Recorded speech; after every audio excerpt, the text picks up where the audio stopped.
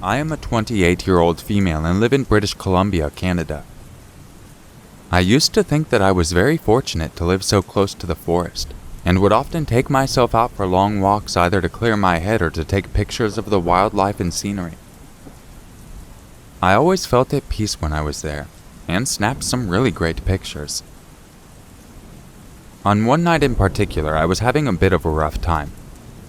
I had just finished a rather stressful shift at a local convenience store where I worked part-time while I was attending college. It wasn't great, but it paid the bills. I headed out at around 6 p.m. and took my camera and flashlight so I wouldn't be completely walking in the dark, and hoped that I could get some nighttime pictures for my college folder. The air was crisp that night and I could see a cloud leave my mouth with every breath. As it was so cold, I didn't expect anyone to be in the area, especially in the forest.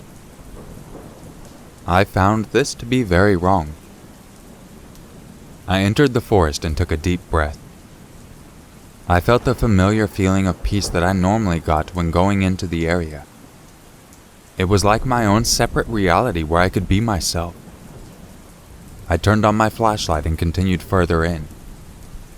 The hoots of the owls echoed through the trees and I tried to snap pictures of them as they were perched high up in the trees. It was around this time that I started hearing a low rhythmic chant being called about 15 feet away. I slowly and quietly started walking towards the singing. I moved branches out of the way and crouched as low as I could. I saw 6 cloaked figures standing in a dimly lit circle chanting in some language unknown to me. Their cloaks were dark red in color and covered their feet. I watched as one of them took a baby goat out of the box as the others continued to chant. The goat was then tied down and its throat slit. Another of the cloaked figures then took a cup out of their cloak and filled it with the blood. I sat there watching in absolute disbelief. My eyes wide, my heart pounding as the adrenaline was making my body shake. I tried to hold up my camera to take a picture, but I was quivering like a dog taking a sharp shit. This is literally the best comparison that I can think of right now. I continued to watch as they each took turns drinking the blood and saying some other weird bullshit. As I slowly tried to get up, I heard the snap of a twig beneath my feet. I froze for a moment, but quickly found myself as this was not the time to pussy around. The adrenaline kicked in. I somehow found it in me to quickly take a picture of the figures, then bolted out of there. I kept looking back to see if I was being followed, and to my surprise, I wasn't. I guess because their faces were covered, they thought they had nothing to worry about. I made it home as quickly as I could. I actually got home so fast that I can't remember how I did. I slammed and locked my door and called the cops. They took my camera as evidence, although I got it back once they uploaded the picture to their computer for observation. I didn't ever hear anything else regarding the creepy cult in the forest.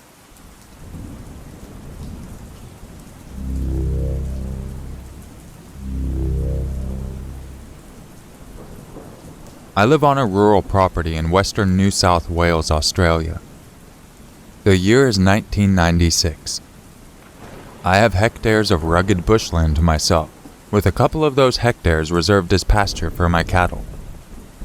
This also means I'm miles away from any human contact or civilization, the only communication being the landline on my wall. But I like it that way, away from all the noise and light pollution of the cities. I at least have my 2 dogs for company, a Kelpie named Roxy and a Border Collie named Cruiser. They keep me company. I mean, they're sort of pointless as guard dogs. There's not a soul for miles out here. Well, no one has any business out here anyway. So my usual routine consists of waking up at the crack of dawn, then tending to the cattle and other errands around the farm until sundown, where I retire to my armchair in front of the fireplace, read my favorite book with a cup of tea, as always accompanied by my dogs. Cruiser lays in front of the fire and Roxy stares out the window into the pitch-black night. I pass this off as nothing, Probably just an animal or something outside. She'll occasionally bark and I'll just tell her to be quiet. Business as usual. Except one morning I go out to check on my cattle and one is missing. I look around for it and one of the dogs, the dog named Roxy, she leads me to the lost cattle. It was in a scrub, its guts viciously torn out and hanging from the branches, like tinsel on a Christmas tree. I'm initially shocked, but just assume a pack of wild dogs got to it. They're common around these parts. Anyway, this happens periodically over the next few weeks, but starts getting worse, along with Roxy's nightmare barks. She has a new edge and viciousness to her tone, and sometimes I could come back to the homestead after tending the pastures and things would be misplaced. It was only minor stuff, such as a chair slightly moved or a doormat out of place, but still noticeable. And one night I came home late and there were hot embers in the fireplace. I hadn't lit that fire since the previous night 22 hours ago, and Roxy started clawing at the windows and nothing would stop her. One night I thought I saw something or someone lurking around the house at night. Red flags were going off at this point. I started sleeping with my rifle and my dogs at the foot of my bed. One night a bit after 2:30 a.m., just as I was falling asleep after a tiring day's work, a thunderous bang echoed through the house, bouncing off the wooden floors and walls and tin roof. It sounded like something kicking the fly screen door in. Roxy immediately bolts off the bed and dashes to the front door, barking like a madman. I jump out of bed and reach for my rifle. Fuck. I must have left it leaning on my armchair. God, I'm such an idiot. I still slowly creep over my creaky floorboards to the front door, and when I turn the corner to the living room, I got the biggest fright of my life. There, standing in front of the fire, a man about 6'7", tattered blood-stained clothing hanging off his skeletal frame, his face illuminated by the dancing fire next to him. His cold, steely gray eyes stared through the thick curtain of greasy, matted hair hanging over his pale complexion and stretching down to his elbows. A half-burned cigarette hanging from his thin smile hidden by his long, scraggly beard the same length as his hair. And in his hands caked with mud and dried blood, his long, dirty fingernails wrapped around my rifle. "I've been watching you." He spoke with a bone-chilling intensity. "What do you want?" I shakily replied. "I'm pretty good with a rifle," he said, ignoring my question. "You hear about that mass shooting 8 years ago? Fuck. Now I've got a mass murderer in my house, and I'm all alone. The dogs run off. Any law enforcement is hours away, and I'm unarmed. I'm at his mercy. I am soaked in a cold sweat, my palms and feet sweating profusely and trembling. He raises the rifle. I feel sick. He cocks the bolt action. My heart is running 100 miles an hour, but so is something else. At that moment, Roxy comes bolting through the front door and immediately latches herself onto the intruder's trigger arm. He lets out a blood-curdling wail of pain as he drops the rifle. I quickly reclaim it. He runs out the door, Roxy still hanging off of him. He runs off into the night, into the rugged bushland surrounds. The dogs still barking after him. I take a moment to slump to the floor.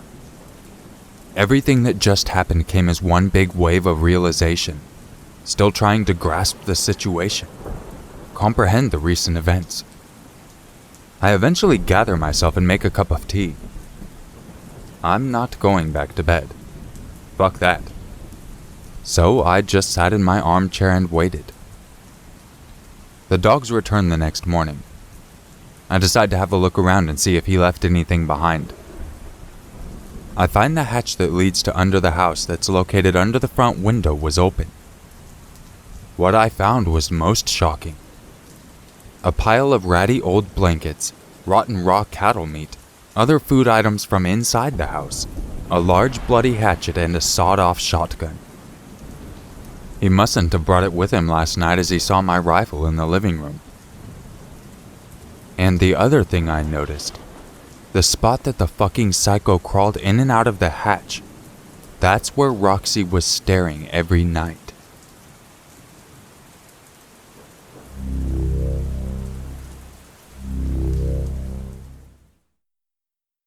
If you enjoyed this video, don't forget to leave a like. You all know what to do.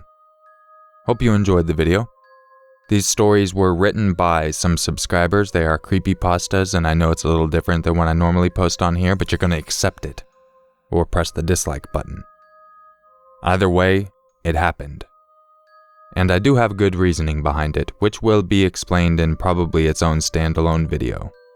But essentially, I know that there's some people that really want to get featured, and they're willing to go to some pretty extreme lengths to get featured.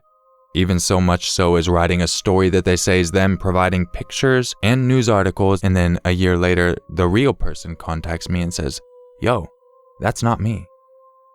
Made even weirder by the fact that the person who is the real person is wondering how that person got a picture that they have never even seen. Which is the reason I believe the story, because I couldn't find that picture anywhere on Google, meaning it wasn't a public picture. But I digress, I'll go into that in another video. But since some people want that extra attention and will make another YouTube account to respond to people under that person's name, I decided that every so often I will go ahead and read some creepypastas for the channel. So if you're someone that doesn't have a scary story, but you do want to get featured on the channel, put some time into making a good creepypasta, and there's your chance. Now, this is the first time it happened, but it's actually a pretty big situation, in my opinion. Regardless, that's the reasoning behind a creepypasta on the channel. Well, a couple creepypastas. And in the future, there's going to be a couple more too every now and then. And to that person who it is, you know who you are, and you're a piece of shit. This is a pretty weird rant at the end of my video. Those of you on Twitter have heard a little bit more about it, so yeah, you kinda understand. I appreciate everyone checking out this video. I guess you could consider it a nice little bonus. And I will catch you in the next video. Yup. Bad bye.